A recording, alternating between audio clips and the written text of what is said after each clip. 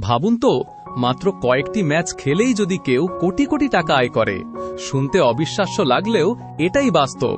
বিশ্বের অন্যতম সেরা স্ট্রাইকার এর্লিং হালান্ড শুধু গোল করেই নয়, আয় দিয়েও সবাইকে চমকে দিয়েছেন। বর্তমানে হালান্ডের আয়ের সবচেয়ে বড় উৎস হল তার ক্লাবের বেতন।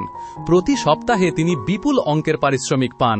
মাস শেষে সেই আয় দাঁড়ায় বাংলাদেশি টাকায় কয়েক কোটি টাকারও বেশি।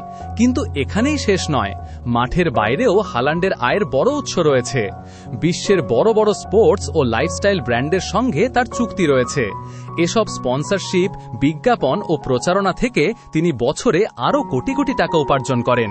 এছাড়া গোল করা, শিরোপা জেতা কিংবা ব্যক্তিগত রেকর্ড গড়ার জন্য তিনি বিভিন্ন ধরনের বোনাস পান।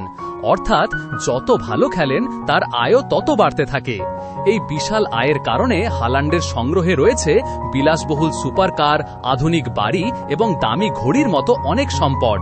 তবে মজার বিষয় হল, এত সম্পদের মালিক হওয়ার পরও তিনি নিয়মিত কঠোর অনুশীলন করেন এবং নিজের ফিটনেসের প্রতি বিশেষ গুরুত্ব দেন।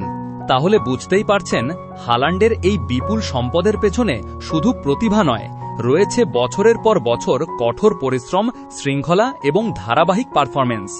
আপনার কি মনে হয়, ভবিষ্যতে হালান্ড কি ফুটবল ইতিহাসের সবচেয়ে ধনী খেলোয়াড়দের একজন হতে পারবেন? আপনার মতামত কমেন্টে জানান। আর এমন আরও দারুণ তথ্য জানতে আমাদের দুনিয়া চ্যানেলটি সাবস্ক্রাইব করতে ভুলবেন না।